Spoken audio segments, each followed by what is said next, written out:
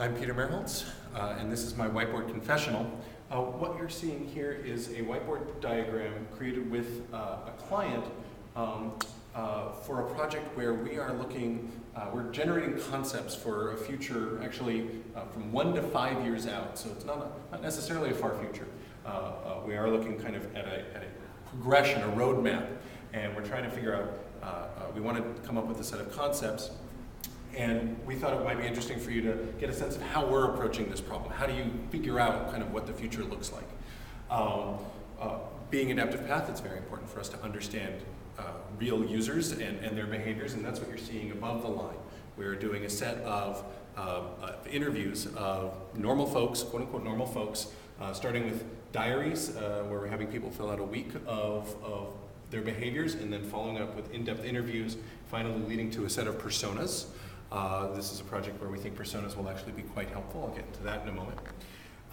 Below the line is where we're kind of freeing ourselves from the restrictions of simply engaging with typical users and looking at the future and trying to find ways that we can excite our minds and be inspired that you don't necessarily get just from the research. The way we're doing that is by talking to fringe users, so people who are kind of at the extremes, with that idea that people who are at the extremes now, some of their behaviors will actually be normal in the next 3 to 5 years.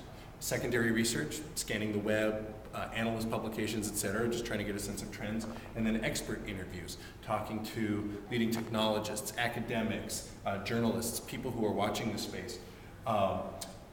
And then those three kind of are going to meld into a trend map where we're going to look over the next 5 years and kind of get a sense of where things are going.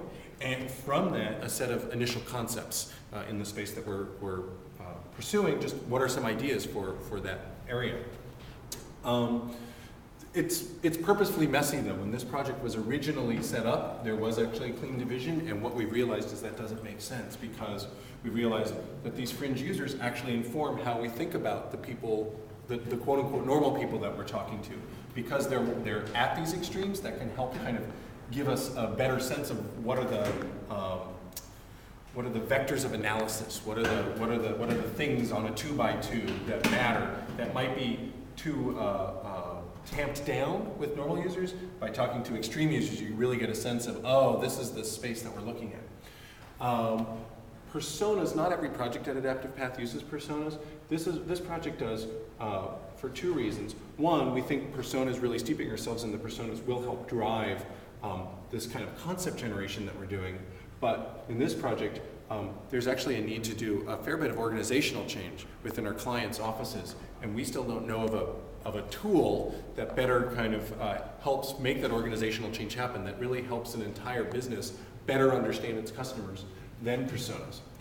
So what we've got are the personas, a trend map, and these concepts all feeding in to drive just a concept generation. We're going to try to get hundreds of concepts. We're just going to steep in this stuff and then just create. Out of those concepts, we're going to come up with initially what we're calling tens of scenarios, kind of high-level descriptions of possible futures, and then from that select a few and really go deep and create detailed scenarios. These could be prototypes, these could be comics, they could be, the form isn't as important as that going deep. All of this is merging into what we're on this project calling a UX roadmap. Again, going back to this 5 years out, trying to bring all this together, the trends that we've seen, and the behaviors from users that we've seen, and then the concepts that we've identified. How do those 3 things triangulate into a set of opportunities for our client to deliver over the next 5 years? And then, of course, you're not done with the roadmap. Those are just a set of concepts. Then these things actually have to see the light of day. So we were talking to them about kind of what the next steps would be. So this is a process for kind of concept generation, what some companies call innovation. And this was on a whiteboard, and Leah thought you might be interested in it. There you go.